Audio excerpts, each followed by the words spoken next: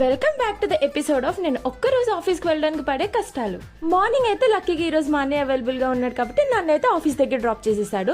ఇంకా నేనైతే ఆఫీస్కి వచ్చేసా. అలా కొంచెం కాలక్షేపం చేసేటప్పటికి ఆఫ్టర్నూన్ లంచ్ టైం అయితే అయిపోయింది. సో ఇంకా వెళ్ళి మనం బువ్వ తినేద్దాం. ఈ రోజు ఇక్కడ క్యాంటీన్ ఫుడ్ ట్రై చేద్దాం అనుకున్నా. జస్ట్ 65 రూపీస్కి సూపర్ అయితే ఉంది. పప్పుకి అయితే నేను ఫ్యాన్ అయిపోయా. అదే నేను ఎక్కడికి వెళ్ళి ఈ కాకరకాయ అయితే నేను అస్సలు వదిలేట్లేదు. అది వదిలేయడం ఏంటంటే నేనే దాన్ని అలవాటు చేసేసుకున్నా. లంచ్ చేసిన తర్వాత మళ్ళీ ఆఫీస్కి వచ్చి 2 to 3 hours అలా రౌండ్ వేసేటప్పటికల్లా టైం అయితే అయిపోయింది.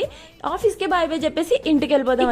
ఫస్ట్ నేను ఎక్కిన ట్రాన్స్పోర్ట్ ఏంటంటే మా ఆఫీస్ షటిల్. ఇది మొత్తం దూరం వరకు రాదు, సగం దూరం వరకు కూడా రాదు, కొంచెం దూరమే వస్తుంది.